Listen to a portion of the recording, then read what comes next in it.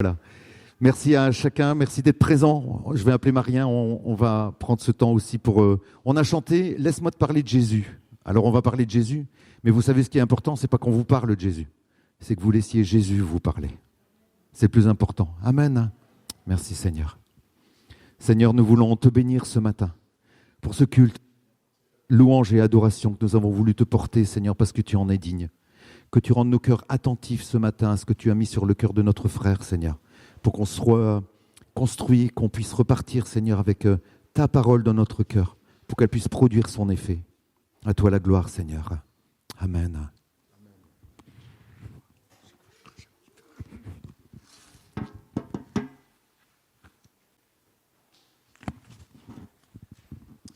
Amen. Bonjour à ceux que je n'ai pas eu l'occasion de dire bonjour ce matin.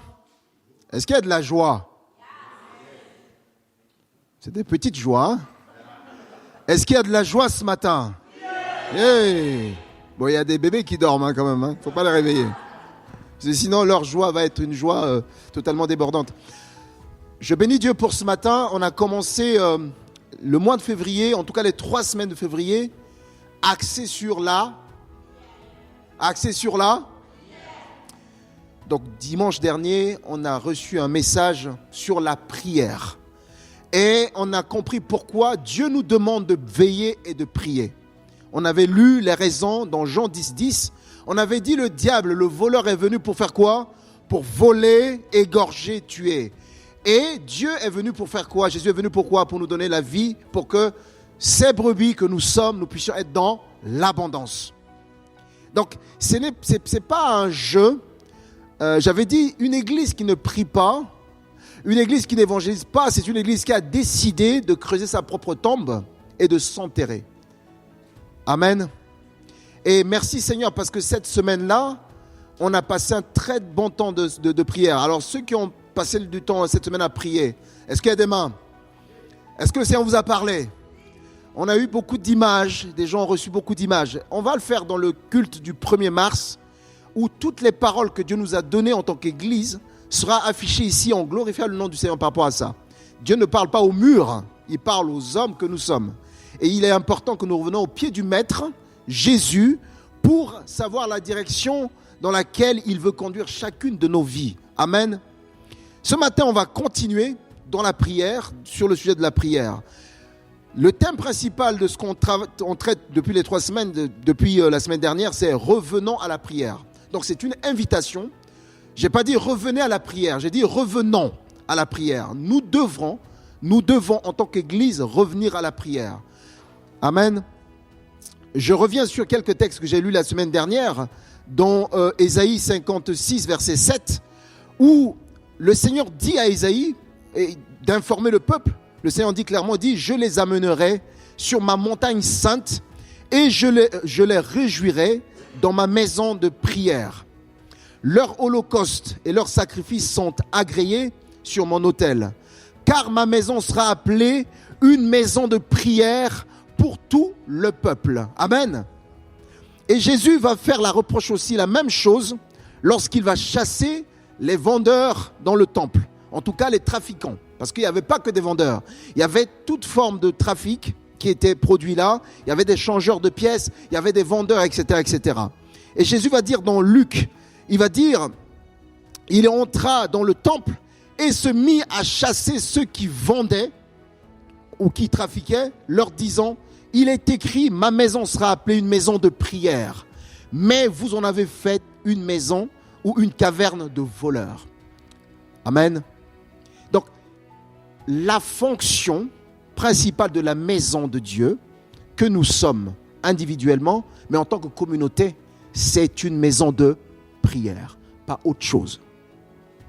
Donc si nous avons remplacé la fonction première de la maison de Dieu que nous sommes par autre chose, alors on a des soucis. Amen. Ma maison est appelée une maison de prière, mais vous en avez fait une caverne de voleurs. La question ce matin, c'est que, est-ce que la maison de Dieu que nous sommes, parce que la Bible déclare que lorsque nous avons accepté Christ, alors le Saint-Esprit vient habiter en nous. Nous devenons donc la maison, l'habitation de Dieu. Et donc la fonction principale de cette maison-là, c'est quoi? C'est la prière. Pourquoi la prière? Parce que la prière nous met en relation avec le Père. Nous met en relation avec celui qui nous a envoyés sur la terre pour être ambassadeur de son royaume. Comment on peut être un ambassadeur quelque part et on a coupé toute la relation avec son pays d'origine? Comment on peut être un consul quelque part et on n'est pas en relation avec son ministre des Affaires étrangères? Comment? Eh bien, en priant, nous restons connectés avec le royaume. En priant, nous restons connectés avec le Maître. En priant, nous restons connectés avec le Roi des Rois. Parce que nous ne sommes pas sur la terre simplement pour nous balader comme des touristes. Nous sommes là parce que Dieu nous a responsabilisés. Dieu nous a donné une fonction. Mais qu'est-ce que nous faisons de cette maison-là? Quelles sont les choses que nous avons emmenées dans cette maison pour pouvoir encombrer cette maison? Pour finalement, la fonction de la prière, la fonction première, n'est pas vécue.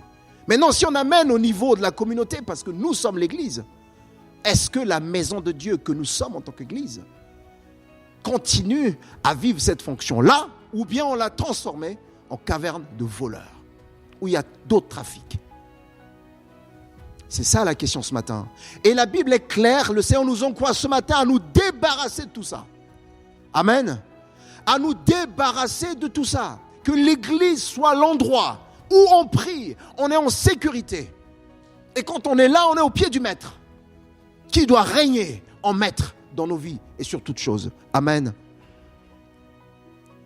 Nous avons lu le texte de Éphésiens chapitre 6, versets 10 à 18, la dernière fois. Je ne vais pas revenir dessus, mais je fais le résumé. L'apôtre Paul décrit le chrétien. On a chanté ce matin, on a chanté de l'armée, on a parlé, etc., etc. L'apôtre Paul décrit le chrétien comme un soldat dans une guerre, dans une bataille, mais une bataille invisible. Lorsqu'il parle de nous munir des armes de la foi, on a chanté ce matin.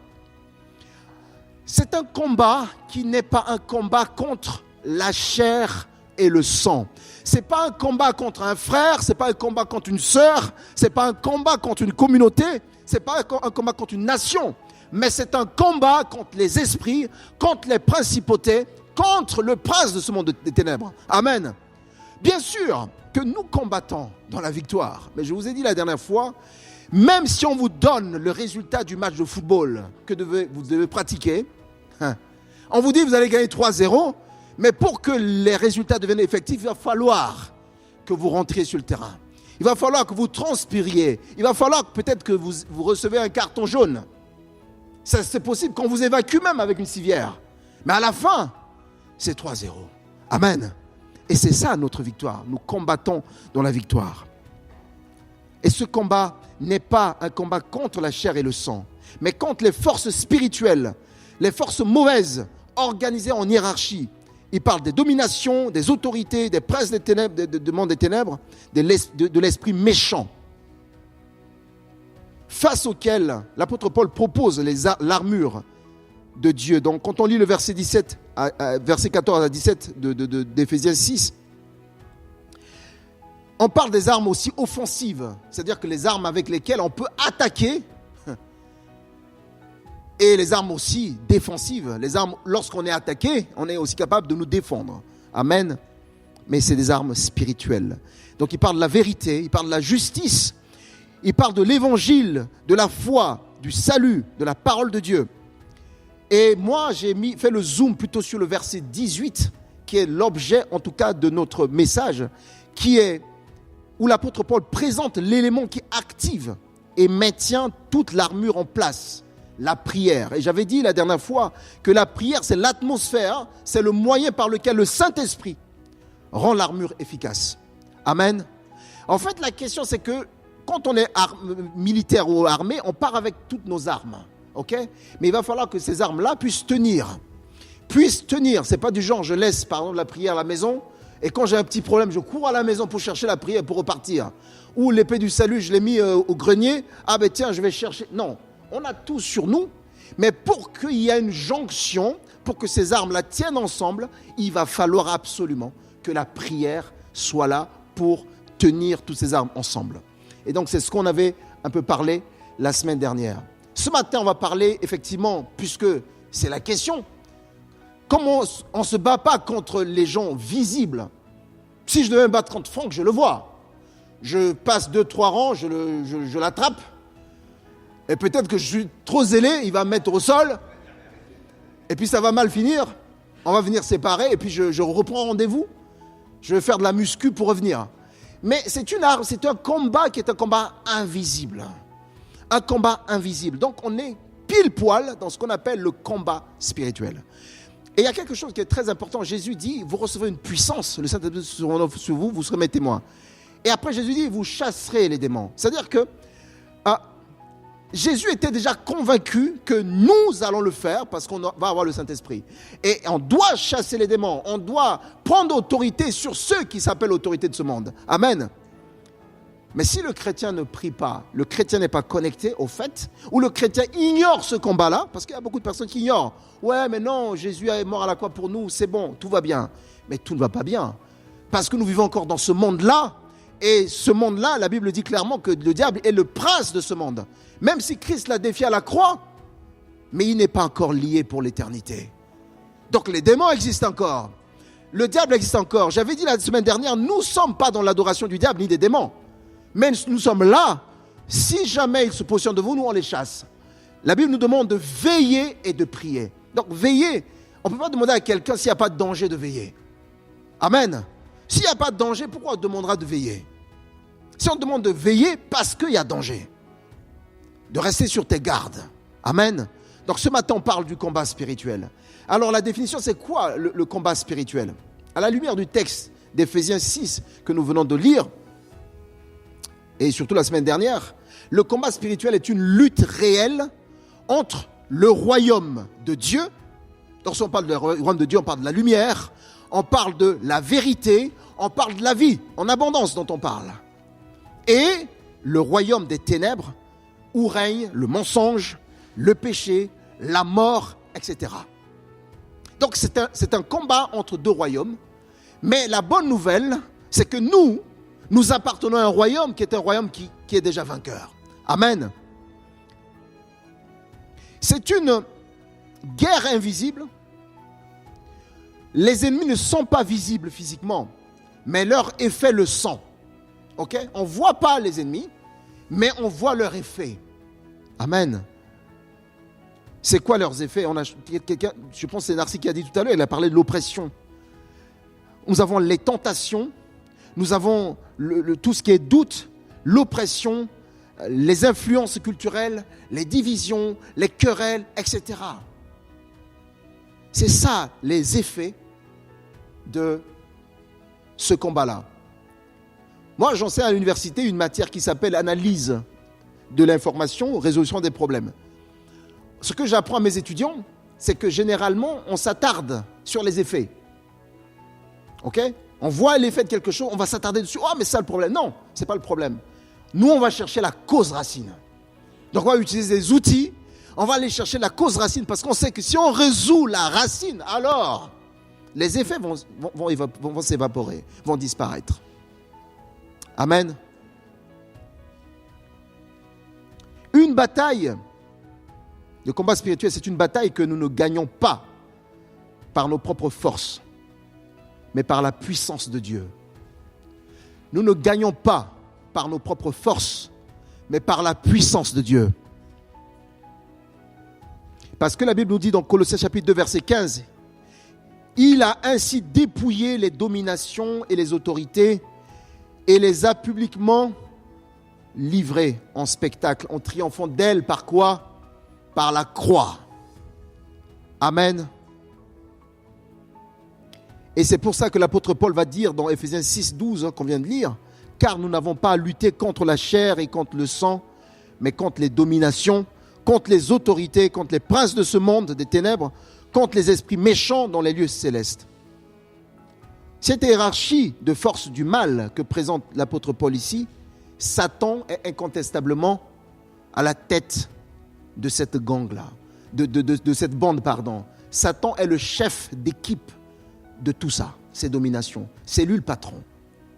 Mais la bonne nouvelle, c'est que notre patron à nous, notre maître à nous, a triomphé de lui à la croix. Notre maître à nous l'a publiquement humilié. Et nous combattons dans cette victoire-là. Parce que notre vie est ancrée en Christ. Amen. Ce matin, dans une parole, on dit, je ne sais pas, qu'est-ce que vous avez? Quelqu'un ce matin, il a peut-être des oppressions, etc. La bonne nouvelle, c'est que Christ veut te libérer de cette oppression. Mais en plus de ça, Christ veut vraiment que tu sois en relation avec lui. Christ veut que tu lui parles. Et la manière de le faire, c'est par la prière. Christ veut que tu puisses l'entendre. La manière de faire, c'est par la prière, mais aussi par sa parole. Amen.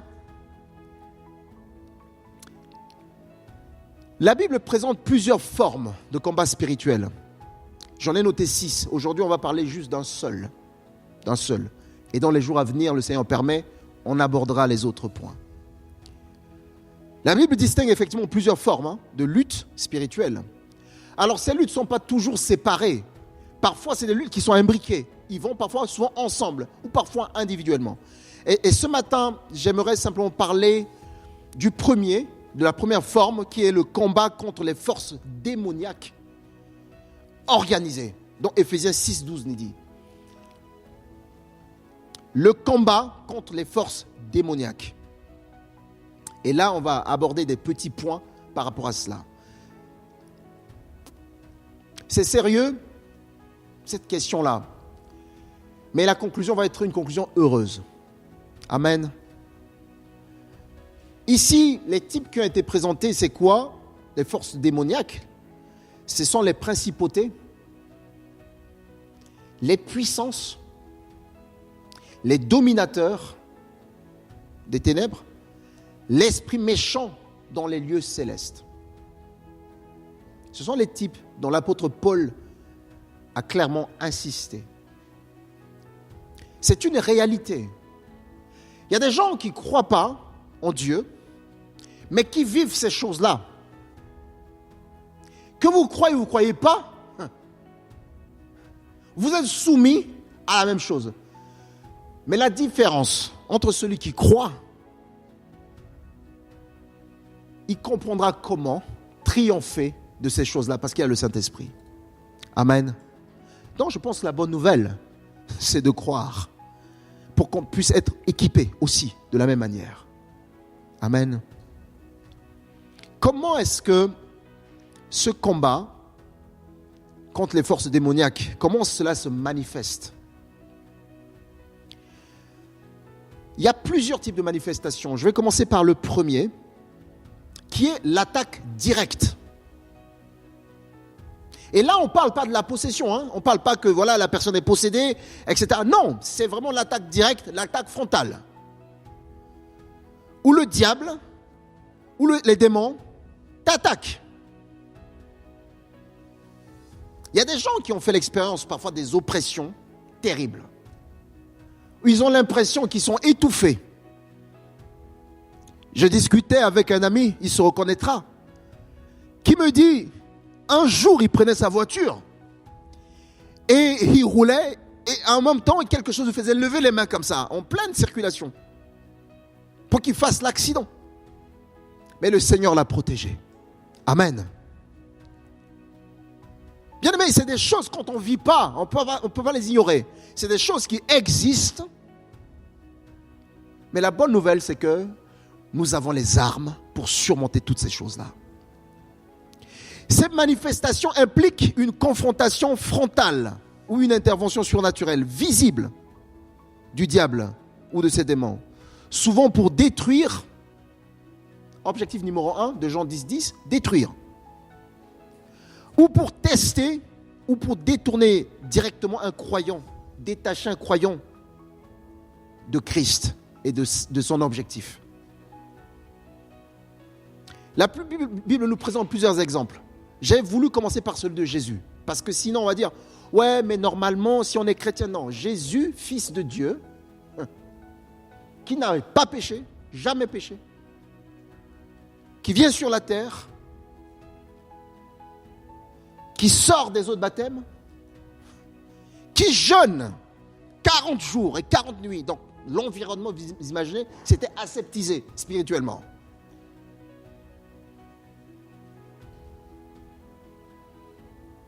Quand on sort de 40 jours de jeûne, je ne sais pas vous, hein, on a l'impression qu'on plane.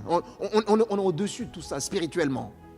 Nous, on jeûne 2 jours, généralement, on a l'impression qu'on est devenu tellement saint.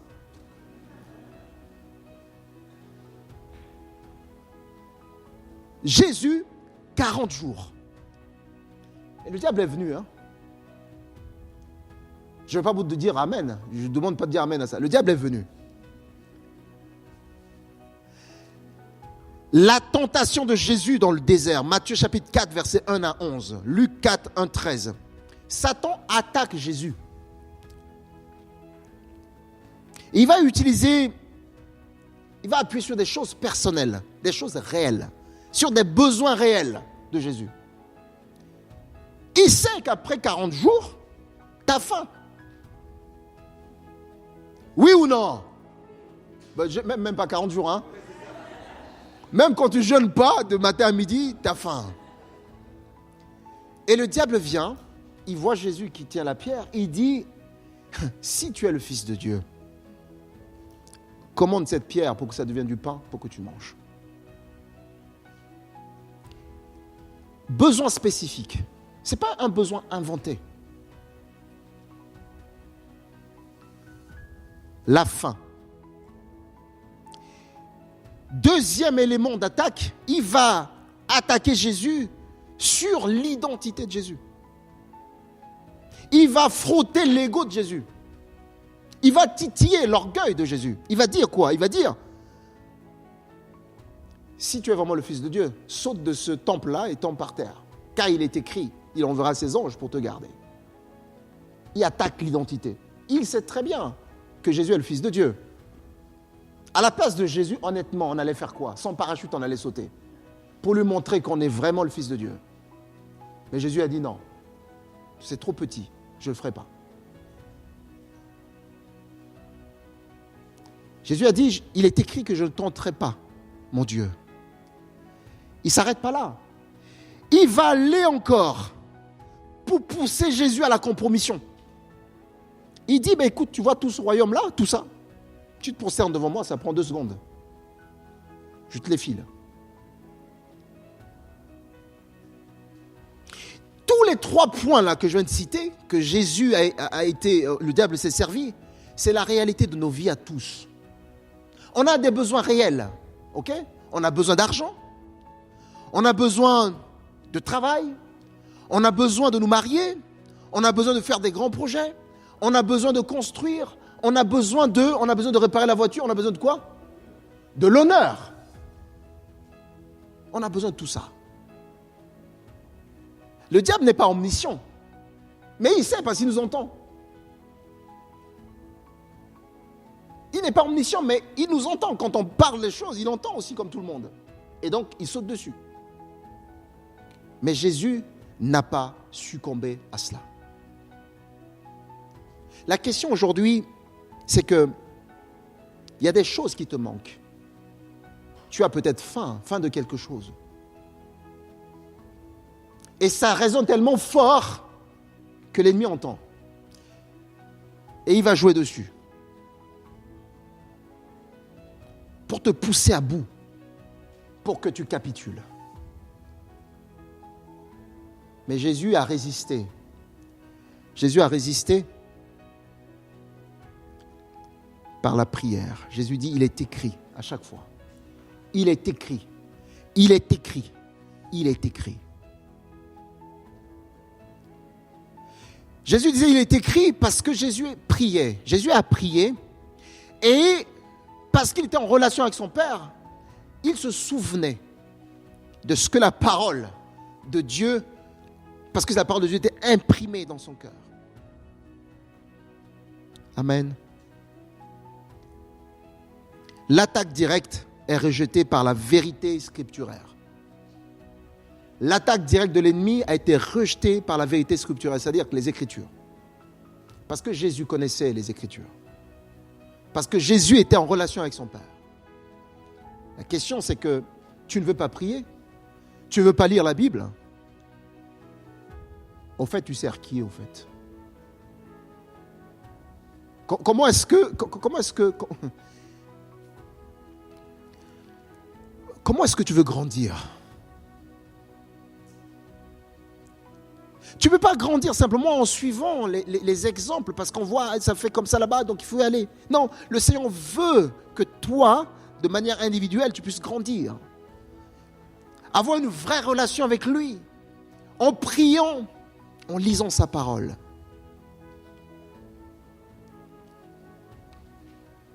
Exemple numéro 2, c'est l'exemple de Job, un homme comme nous. Vous allez dire, oh Jésus, bon, c'était le Fils de Dieu, donc c'est sympa, tout va bien. Là, Job, c'est vraiment comme toi et moi, quoi. Et l'attaque de Job, la Bible décrit souvent comme une attaque permissionnée. Parce qu'il y a eu un dialogue entre le diable et Jésus, et Dieu. Il est parti, dit, mais ce gars-là, etc., il dit, mais tu vas, mais ne le touche pas. Job 1:2. L'Éternel dit à Satan, voici tout ce qui lui appartient est en ton pouvoir. Seulement ne porte pas la main sur lui. Non, quand on te dit porte pas la main sur lui, c'est sur son âme. Ok? Mais la réalité, c'est que la main était sur lui. Son corps était malade, etc., etc. Son âme, son esprit. Et Satan se retira de devant de la face de l'Éternel. Là aussi, c'est une manifestation physique. Frères et sœurs, on lit souvent l'histoire de Job. C'est une histoire qu'on lit comme ça, mais c'est compliqué de perdre en une journée tes enfants. De perdre tous tes biens. Et comme ça ne suffisait pas, parce que si tu restais en bonne santé, tu dis, ok, vanité des vanités, tout est vanité, je veux travailler de ma main parce que j'ai l'énergie. Mais en même temps, tu tombes malade. Incapable de travailler.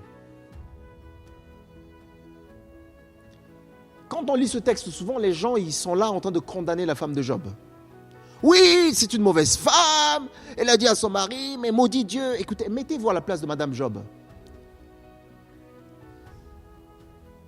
Vous croyez que c'est simple? Là, on parle des enfants, on ne parle pas de... Moi, j'ai vu dans mon village quelqu'un qui perd juste sa chèvre, il sort le fusil pour aller chercher. Celui qui l'a volé, et si la gendarmerie n'intervient pas, ça risque de tourner au cauchemar. Chèvre. Parfois, c'est des poules, parfois, c'est des œufs. Mais là, on parle des enfants décédés. On parle des vaches, des tout ça. Et plus la maladie. La femme n'en pouvait plus. Mais Job a tenu bon. Job a tenu bon. Parce que Job croyait dans son Dieu. Job croyait dans la capacité que Dieu qui a donné, c'est le même Dieu qui était capable de reprendre. Et si Dieu donne, il reprend, il est aussi capable de redonner encore et plus. Et ce matin, Dieu veut redonner encore. Ce que tu as perdu, Dieu veut redonner. La Bible dit clairement que ce que Job a eu après, c'était encore beaucoup meilleur que ce qu'il avait avant. Amen. Il était dans la relation avec Dieu. Pierre aussi, Jésus a prié pour Pierre. Dans Luc 22, 31-32, Jésus a averti Simon-Pierre en lui disant, « Simon, Simon, Satan vous a réclamé pour vous cribler comme du froment. » Cribler, c'est vraiment cribler, quoi. Il dit, par contre, j'ai prié pour toi, que quand tu seras converti, affermis tes frères. Et Pierre, plus tard, niera Jésus 3 fois. Il y avait une pression. Cette attaque directe sur la foi de Pierre, ça a affecté le courage de Pierre. Et Pierre ne pouvait même pas lever la tête pour dire, oui, je le connais. Prenez-moi, amenez-moi à la croix aussi comme lui. Même s'il aimait Dieu sincèrement dans son cœur, mais la sincérité n'est pas la vérité. Amen. Amen. La deuxième forme, on est toujours dans le combat des forces démoniaques. On a parlé de l'attaque directe, on va parler de l'oppression. On parle de l'oppression, c'est la vexation, c'est le harcèlement démoniaque. L'oppression ici est une forme externe, continue, qui pèse sur une personne, physiquement, émotionnellement et mentalement. Lorsqu'on est parfois oppressé, on a du mal parfois à se lever de notre lit. On est fatigué, on sent, c'est compliqué, on sent une forme de lourdeur, c'est difficile. Il y a d'autres personnes qui font même des crises d'angoisse sous l'oppression. Et là aussi, il peut y avoir soit la possession, la personne est vraiment possédée par les esprits, par les démons, mais ce n'est pas toujours le cas. On peut être oppressé sans forcément être possédé. Mais c'est continu. Jésus-Christ guérissait souvent tous ceux qui étaient opprimés et oppressés par le diable. Actes chapitre 10. Vous savez comment Dieu a oint du Saint-Esprit et de force Jésus de Nazareth qui allait de lieu en lieu, faisant du bien et guérissait tous ceux qui étaient sous l'empire, pas l'emprise, l'empire du diable, car Dieu était avec lui. L'exemple le plus frappant, c'est la femme que Jésus a guérie dans le temple, qui avait une maladie qui était courbée 18 ans. 18 ans, courbée. Et quand Jésus rentre dans ce temple-là, Jésus le voit et Jésus va poser sa main sur elle. Et cette femme était guérie, redressée. Jésus la délivre d'une oppression de Satan. Jésus va dire, cette femme-là, c'est aussi une race d'Abraham, une descendante d'Abraham, que Satan a enchaîné. Quand on va chercher la racine aussi de l'enchaîner, que Satan a mis sur sa coupe, que Satan opprime depuis 18 ans. 18 ans. Donc oui, une infirmité prolongée. 18 ans, ce n'est pas 18 jours. Et même si c'était 18 jours, c'est pénible. Exemple de Élie. Après sa victoire contre les prophètes de Baal et d'Astarté, où il les a défiés, au lieu que Élie soit dans la réjouissance, pour dire « ouais, on a gagné ».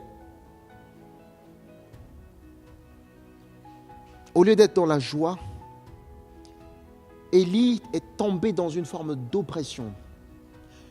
Le diable est venu, le diable a utilisé Jézabel pour menacer Élie, pour dire, si la tête de Élie ne tombe pas, c'est pas moi Jézabel. L'esprit jézabélien. Et Élie tombe dans une dépression. Élie tombe sous une oppression, au point où il se décourage, mais il va demander la mort. Il va demander à ce que le Seigneur ôte sa vie. Oui, l'oppression emmène beaucoup de personnes souvent à se suicider. C'est triste. On a connu beaucoup de personnes comme ça qui se sont suicidées. Il y a même des serviteurs de Dieu qui se sont suicidés, qui se sont donné la mort. L'oppression. C'est grave, hein? Donc c'est question de vie ou de mort. On n'est pas en train de jouer là. Voilà pourquoi Jésus dit, veillez et priez. Veillez et priez. Tu tombes, relève-toi, prie et avance. Fais-toi entourer et avançons ensemble. Parce que Christ nous a donné tout pouvoir de marcher sur les scorpions, de marcher sur tout ce qui est ruse du diable. Élie a demandé la mort. Il dit clairement, c'est assez. Maintenant, Éternel, prends mon âme. Et donc, c'est une forme d'oppression émotionnelle et mentale après une victoire spirituelle. Donc, parfois même lorsque le Seigneur permet qu'on vive des victoires spirituelles, restons dans l'humilité, restons vigilants continuons à prier. Ça fait rire certaines personnes. Amen. Il ne faut pas trop faire le fanfaron. Je vous donne un exemple qui va peut-être vous faire rire ou pas. En Afrique, quand tu commences à rouler le vélo, il y a des gens qui ne savent pas jusqu'aujourd'hui, qui sont adultes, rouler de vélo. C'est pas grave. Et le jour où tu réussis à faire le vélo, tu as envie de montrer à tout le monde que ça y est, tu peux pédaler maintenant. Et ça m'est arrivé ça. Bon, t'es petit, tu montes sur des vélos, on les appelle chez nous les cadres hommes. Je ne sais pas pourquoi. Il y a une forme de barre au milieu. Donc tu t'assois au milieu et tu pédales parce que tu ne peux pas t'asseoir sur les selles. Et ce jour-là, je pédalais, donc j'ai réussi mon truc. J'avais des copains. Et là, il faut montrer que je sais. Et je lève les deux mains. Et le guidon fait comme ça. Je finis dans les herbes, etc., etc. Du sable, etc. Je voulais fêter une victoire au lieu de rester vigilant. Le Seigneur nous amène souvent dans des victoires spirituelles. Et au lieu de continuer à bénir Dieu, à garder nos yeux fixés vers lui, de dire Seigneur, c'est toi la source de cette victoire-là, on veut se réjouir beaucoup plus tôt. Et on tombe dans l'oppression émotionnelle et mentale. Amen. Et puis il y a l'oppression générale, qui inclut les maladies, qui inclut les tourments, qui inclut des harcèlements de toute nature. On ne sait pas pourquoi on se réveille le matin, on est tourmenté. Au travail, on n'est pas bien. Pourtant, on gagne bien notre vie. Moi, j'ai discuté avec des gens qui ont des très bons salaires, 200 000 euros l'année, mais qui ne sont pas heureux dans leur travail, qui sont tourmentés. Et quand tu vois se dire, oh là là, si j'avais ça, je devais être heureux. Mais honnêtement, toute forme de harcèlement, à la maison, au travail, dans la ville, dans les magasins. Et autre manifestation courante aussi, c'est la fatigue anormale. On n'a pas fait du sport la veille, mais on est fatigué comme ça. On se lève le matin, on est totalement fatigué. On ne sait pas pourquoi. On n'arrive pas. On va dire, ouais, c'est la flemme. Non, ce n'est pas la flemme. Il faut prier pour que le Seigneur nous sorte de ça. Souvent, c'est des pensées intrusives. Souvent, c'est la peur qui nous envahit comme ça. Souvent, c'est le découragement. Souvent, c'est des cauchemars récurrents. Tous les nuits, tu dors, il y a quelqu'un qui te poursuit avec une grande lame de couteau. Et tu cries de la même manière. Ça ne change pas. Des lourdeurs spirituelles persistantes. Tu as envie de prier, tu te lèves, tu tournes en rond et tu t'assois. Tu dis, mais là, je vais aller voir ce frère aujourd'hui pour prier. Et puis tu tournes, tu n'y vas plus. Lourdeur spirituelle.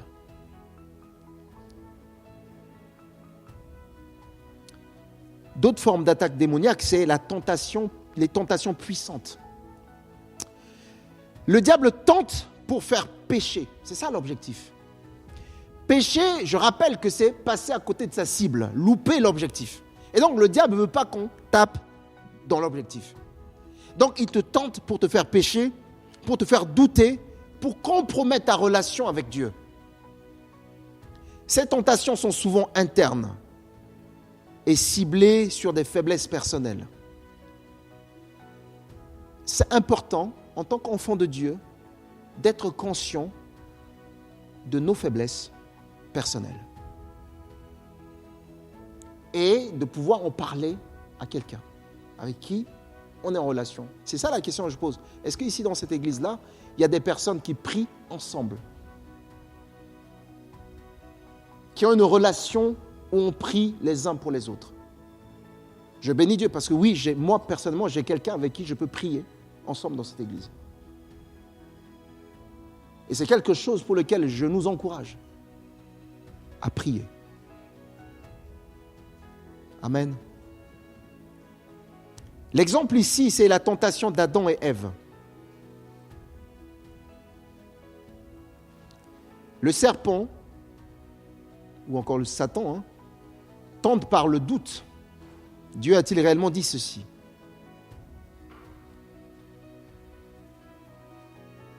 Le doute est rentré. Parce qu'ils ont manqué de vigilance, le doute s'installe. Et comme ils ont péché, la compromission est arrivée et le diable les a fait sortir du plan de leur relation avec Dieu. Pourquoi? Parce qu'il n'y a pas de veillée et de prière. Exemple 2, c'est la tentation de Judas. Jésus va dire à Judas, pourquoi est-ce que tu as laissé Satan remplir ton cœur? Tentation puissante menant à la trahison. Une influence interne, une influence externe. Judas, dans son cœur, il y avait une disposition facile avec l'argent. Il aimait l'argent, beaucoup. Et donc, c'était une faiblesse. Et l'ennemi va appuyer là-dessus. Il va sortir, il va aller vendre Jésus, il va le trahir. Donc, ce n'est pas souvent le diable. Parfois aussi, ce sont nos dispositions personnelles, internes. Et nous avons besoin de régler ça. Et pour régler ça, on a besoin de se mettre devant Dieu, de lui parler. De dire comme l'apôtre Paul, quand je suis faible, c'est là où je suis fort. Et je demande à ce que ma faiblesse soit vraiment l'occasion de son secours dans ma vie. Amen.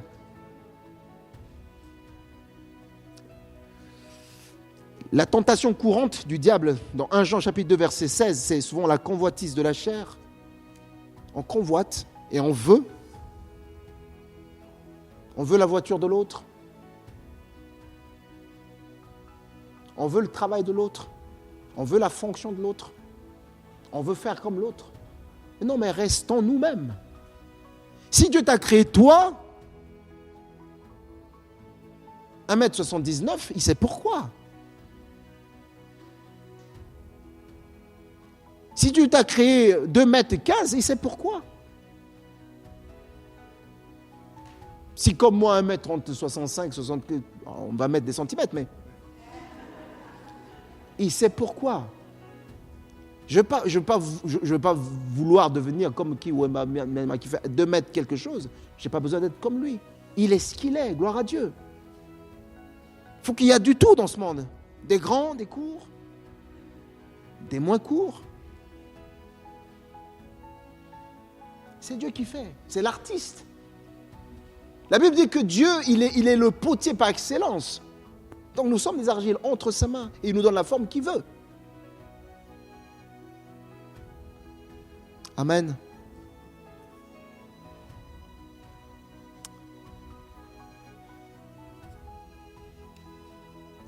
Ici, Jacques chapitre 1, verset 14 à 15, il dit « Mais chacun est tenté quand il est attiré et amorcé par sa propre convoitise. Puis la convoitise, lorsqu'elle est conçue, enfante le péché, et le péché, étant consommé, produit la mort. » Donc c'est l'objectif du diable. Jean 10, 10. La mort. Individuellement, communautairement, familialement, etc. La mort. Et le dernier point sur lequel je vais terminer ce message, c'est les influences sur les nations et les sociétés. On ne peut pas ignorer ça. L'attaque démoniaque aussi, souvent, c'est l'influence sur les nations, sur les sociétés. C'est pour ça qu'on parle des principautés, des puissances territoriales. Ces forces spirituelles exercent une domination sur des régions entières, sur des peuples, sur des gouvernements ou des cultures influençant les lois. On vit en France, il y a des lois qui sont votées, honnêtement, on se pose la question pourquoi? Oui ou non? Des valeurs, l'idolâtrie, et l'idolâtrie est devenue moderne aussi. Il y a une forme d'idolâtrie moderne. On n'est plus devant Baal, mais on peut être aussi accro à autre chose.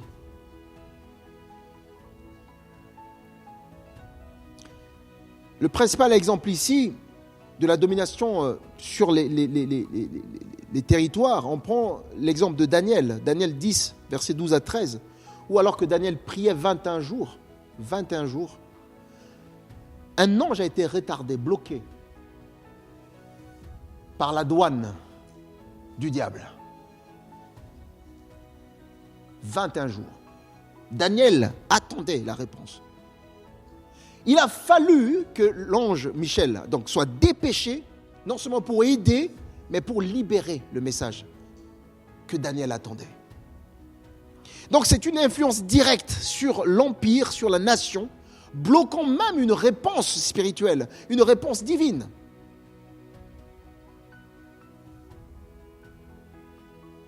Ceux qui ont déjà expérimenté l'évangélisation dans des coins un peu compliqués, reculés, il y a des endroits où vous arrivez, vous voyez des lampadaires, mais aucune lampe ne s'allume. On vous dit, ce village-là ou cette ville-là, même si vous remettez des lampadaires maintenant, demain ça va tous griller.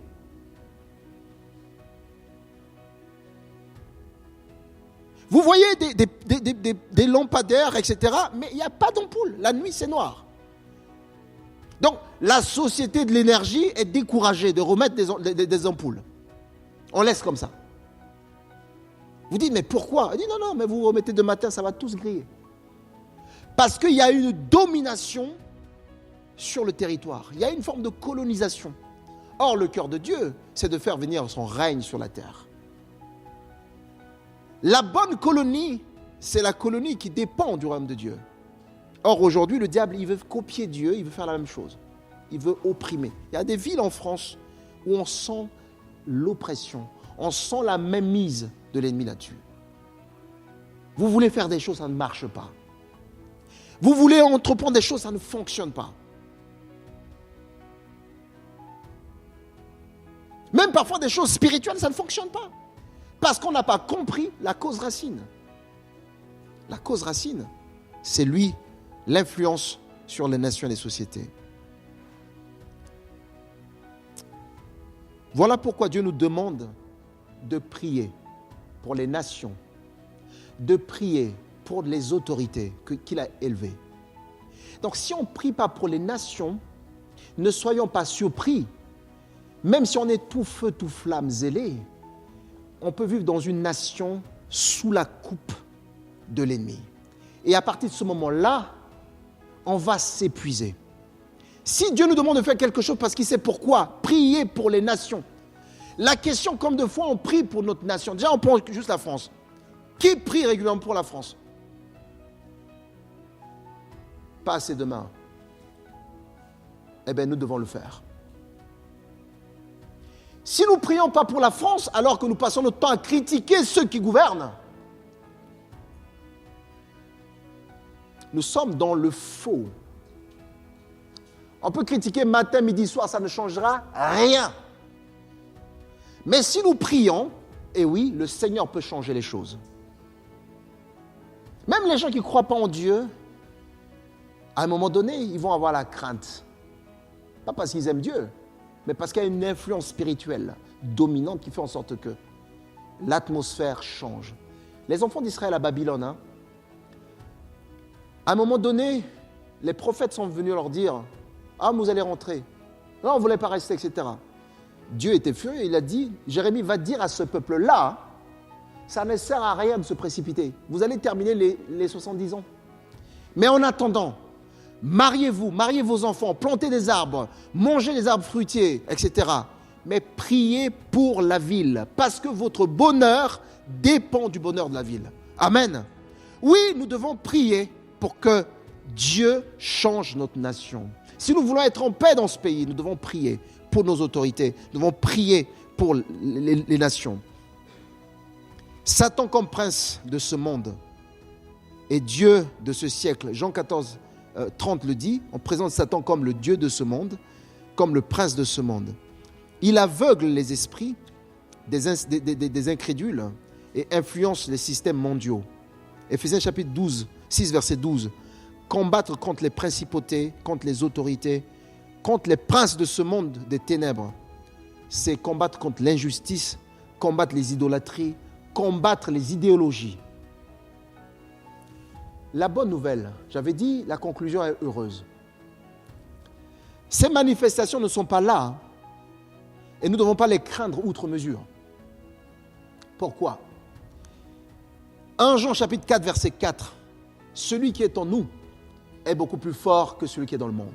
Amen. Donc, le fait de vous parler de ça, c'est pas que vous rentrez chez vous à la maison, disons, les démons sont partout, les diables, non. Non. Celui qui est en nous est beaucoup plus fort que celui qui est dans le monde. Amen. Mais encore une fois de plus, qu'on puisse prendre conscience, qu'on puisse se connecter au pied du Maître, avec le Maître. Jacques chapitre 4, verset 7. Soumettez-vous à Dieu et résistez au diable, il fuira loin de vous. J'avais déjà parlé de ce verset la semaine dernière. Se soumettre à Dieu, c'est par la prière. On se soumet à Dieu par la prière. Et après, on résiste au diable par la parole. Et après, il fuira loin de nous. Amen. Colossiens chapitre 2, verset 15. Christ a dépouillé des dominations et les autorités et les a livrées publiquement en spectacle, en triomphant d'elles par la croix. Frères et sœurs, nous avons lu dimanche dernier que le but du diable, c'est de détruire, c'est de voler, c'est d'égorger. Et il n'a pas encore changé d'avis, il n'a pas encore changé de plan. En tout cas, jusqu'à la dernière nouvelle, il n'a pas changé de plan. Le combat spirituel n'est pas une option pour nous. C'est la réalité quotidienne de la vie en Christ, dans un monde déchu. Mais en Dieu, nous sommes pleinement équipés pour tenir ferme et surtout pour avancer dans son royaume. J'ai aussi envie de dire que bien sûr que nous combattons dans la victoire de Christ et cela devrait nous mettre dans une position très active. Ce n'est pas parce que nous combattons dans la victoire que nous devons être dans la passivité. Ça doit nous encourager d'être dans une forme très active et surtout offensive. Et cela passe par la prière. Nous devrons être une église qui prie. Enfin, la prière fervente, la parole, la foi, la soumission à Dieu et l'autorité au nom de Jésus-Christ sont les réponses claires pour résister à toutes ces attaques démoniaques. La question encore, je pose la même question que j'avais dit la dernière fois. Est-ce qu'il y a des gens ici qui ont envie de prier? Est-ce qu'il y a des gens qui veulent se lever? Est-ce qu'il y a une armée qui veut se lever pour prier? Mardi passé, on était très nombreux à la réunion de prière. Et nous voulons prier pour que ce mardi-là, si tout le monde peut venir pour prier, soyez encouragés. On a vécu des moments très forts mardi. Ceux qui étaient là peuvent en témoigner. Ne restez pas chez vous à la maison. Cette maison sera appelée maison de prière. Que chacun de nous puisse dire, Seigneur, oui, je suis cette maison de prière. Et nous voulons prier. Et nous voulons nous soumettre au Maître. Nous voulons l'écouter. Soyons bénis. Amen.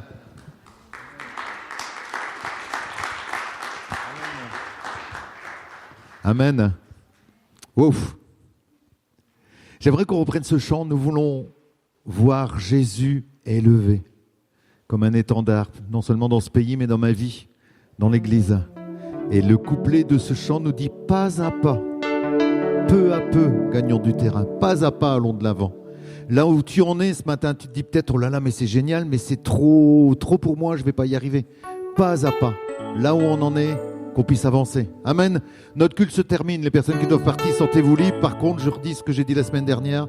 S'il y a un besoin particulier, qu'il soit matériel ou spirituel, ne partez pas sans rencontrer quelqu'un, sans en parler. Voilà, il n'y a pas de souci. Marien, moi, mon épouse qui s'occupe du pôle social, ne partez pas s'il y a un besoin particulier que vous voulez changer. Amen. Je vous propose qu'on se lève. Sentez-vous libre de partir, ceux qui veulent partir. Après, vous pouvez rester aussi longtemps que vous le voulez. Il n'y a pas de souci. On ne restera pas 40 jours non plus. Enfin, pas moi, du moins, ça c'est sûr. Je n'ai pas la foi pour. Voilà. Amen. Nous voulons voir Jésus élevé.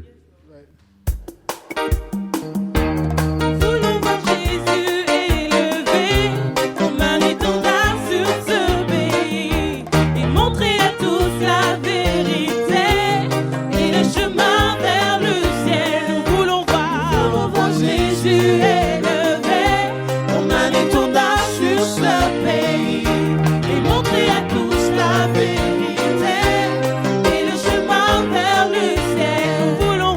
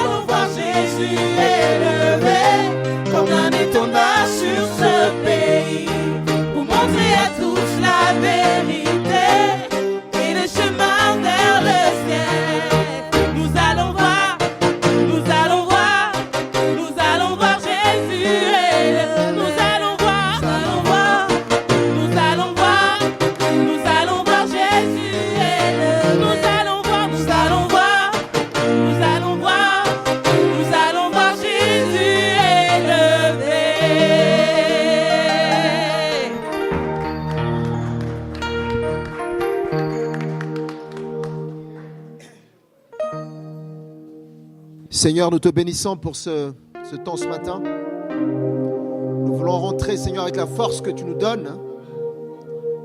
Nous n'avons pas à rougir, Seigneur, devant les forces de ce monde, mais nous voulons veiller et prier. Alors, Seigneur, viens nous remplir de ta grâce, afin, Seigneur, que nous intégrions, Seigneur, cette dimension de prière, afin que ton Église soit une Église de prière, une Église, Seigneur, qui cherche Dieu, une Église qui est soumise à Dieu, une Église qui marche avec Dieu. Nous te bénissons, Seigneur Jésus. Viens enlever toutes choses, Seigneur, qui nous empêchent d'avoir une bonne relation avec toi. Viens nous aussi montrer des choses qui nous empêchent d'avancer pas à pas avec toi. Merci, Seigneur, pour ta fidélité. Bénis cette semaine. Nous te glorifions. Au nom de Jésus. Amen.